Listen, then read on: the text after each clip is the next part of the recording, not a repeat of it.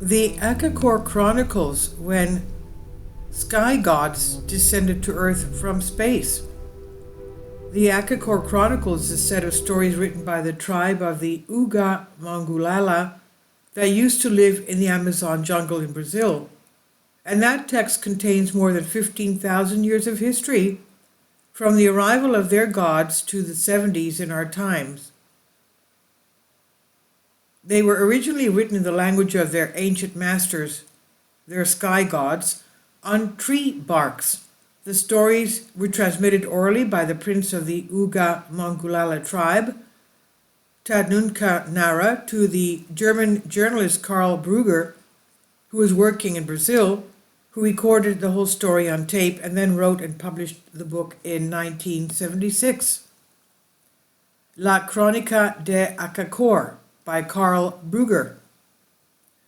The Chronicle tells the millenary history of South America from the perspective of the Uga Mangulala, the oldest civilization in the region, revealing many mysteries that history and archaeology have not been able to explain for sure to this day, such as the construction of Tiwanaku and Machu Picchu, and even the location of the city of Akakor of the Uga Mangulala has not been found due to the immensity of the Amazonian rainforest.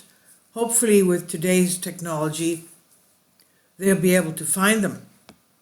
Now, the chronological form, the first chronicle is the arrival of the ancient gods or masters in 13,000 BC, that's 15,000 years ago, and they came from outer space, who selected the Aboriginal tribes in the area of the great river Amazon to transmit culture and end their savagery.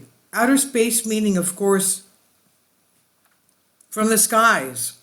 Now, they could have been from somewhere else on Earth that they traveled by a spacecraft, well, by airplanes or by some kind of aircraft. So they came from the skies. They selected the Aboriginal tribes of the area of the great river of the Amazon to transmit culture and end their savagery, teaching them to cultivate the land, to respect the laws of nature and the laws that they themselves bequeathed to preserve the common good. And this is also similar to the legends and tales of the Native Americans concerning the Anu, the sky gods that came down and taught them various things concerning culture and cultivating the land and husbandry for the animals. Now, they built large cities of stone in the Amazon area, both on the surface and underground, with temples for the worship of the sun, pyramids for spiritual purposes, and long tunnels that cross underground from the current areas of Peru and Bolivia to Brazil and Venezuela. And after 3,000 years after their arrival, the gods returned to their world. Isn't that very similar to what the Native Americans legends say?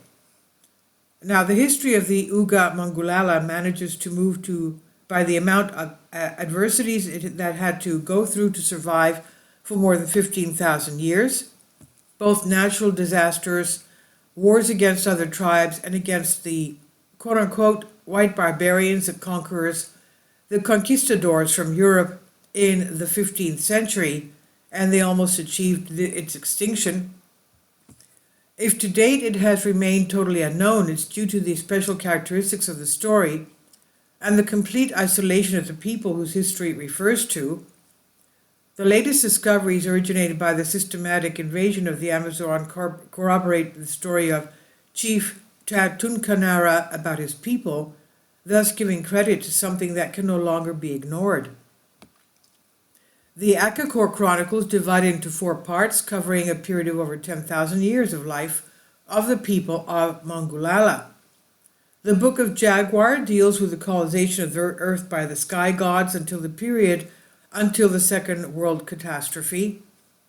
It could be, I do have a playlist of the Emerald Tablets written by Thoth the Atlantean, who it's very interesting. The very advanced technology that they have is written in there. He even talked about intergalactic travel and also interdimensional travel. They were able to change frequencies for material and dematerialize and rematerialize. And he said that they were abusing their technology to the detriment of humans, and he believed it was, some Atlanteans believed it was only a matter of time before the divine spirit would put an end to Atlantis because they were going against God's laws. And that's exactly what happened. But he claims that he and some other Atlanteans, before the complete destruction of Atlantis, set up new cities around the world. And the first things that they built were pyramids. So it could be that these Atlanteans were coming to various areas of the world and reestablishing new cities, this being one of them, as described here in the Akakor Chronicles.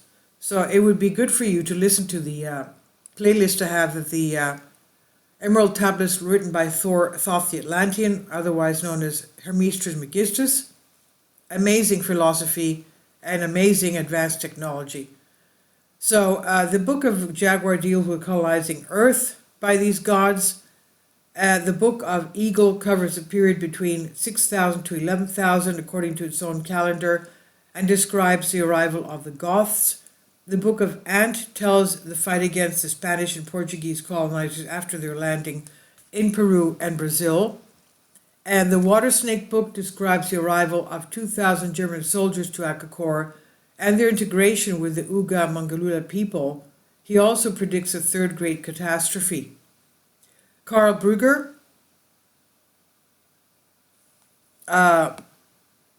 in 1972, he met in Manaus Tatunkanara, the son of the native leader. Manaus is located at the confluence of the Solimões River and the Negro River, that is the first half of the Amazon. Tanunkanara is the chief of the Uga Mangalula, Daka, and Hasha tribes, and Brugger, conscientious and skeptical researcher, heard the really incredible story that the native told him. After having verified it point by point, in 1976 he decided to publish the chronicle he had recorded on tape with the title The Akakor Chronicles, in German Die Chronik von Akakor, or the Akakor Chronicles. Some paragraphs taken from the Akakor Chronicle related by Tanunkanara is this. In the beginning, everything was chaos. Man lived like animals, without reason and without knowledge, without laws and without cultivating the land, without dressing and even without covering his nakedness. He didn't know the secrets of nature. He lived in groups of twos or threes, when an accident had brought them together in caves or in rock crevices. The men walked in all directions until the gods arrived, and they brought the light. They knew the course of the stars and the laws of nature. Truly, they were familiar with the deepest laws of the universe. 130 families of the ancient fathers came to earth and brought the light. In other words, they descended from the skies. They brought man from darkness to light. Before foreigners arrived, men wandered like children who cannot find their homes and whose hearts do not know love. They collected roots, bulbs, and fruits that grew wild. They lived in caves and holes in the ground. They disputed with their neighbors for the hunted booty. But then the gods arrived and instituted a new order in the world. They taught men to cultivate the land and raise animals. They were taught to weave the cloth and assigned permanent homes to families and clans. Thus the tribes were born. This was the beginning of the light, the meaning how to live a better life, obviously, of life and of the tribe. The gods called men to come together. They deliberated, reflected, and held councils, and then they made decisions. And the gods ruled from Akakor. They ruled over men and on earth. They had ships faster than the flight of the birds. Obviously, we're talking about aircraft here. Ships that reached their destination without sails and oars, both at night and during the day. Obviously, we're talking about aircraft. They had magic stones to observe the farthest places so that they could see cities, rivers, hills, and lakes. Any event that occurred on earth or in the sky was reflected in the stones. Obviously, some kind of a control or cell phone or whatever. But the most wonderful of all were the underground residences. and the gods gave them to their chosen servants as their last gift. Coincidentally, the Akakor Chronicle precisely fits a picture that is familiar to mythologists around the world. The gods came from heaven, instructed the first humans, left behind some mysterious devices and knowledge, and disappeared again in heaven. The devastating disasters that Tankanara describes can relate even in the smallest detail of the work Worlds in Collision by Immanuel Velikovsky. As a historical and cultural document, the Akakor Chronicle gives a thorough idea of the intellectual work of one of the oldest people on Earth. Our knowledge of South America takes on new perspectives through this book, and questions appear that point out new paths for research. We discover a dimension that will make even skeptics see that the unthinkable is often imaginable. And this is on Infinity Explorers by Anj Srivastava. Of course, again, most university archaeologists are paid to go to the old countries, the old continent, because they know that they're going to be successful finding things there. But there is so much to find in North America and South America, which is basically virgin as far as archaeology is concerned. There's so much to find. Please leave your comments, and thank you for your support. My Patreon account, the daily posts are 5 videos daily, and they are totally different from what I have on my YouTube channel. Thank you so much for your support, and that you find all my content so interesting. You'll find the Patreon account details in the description box below.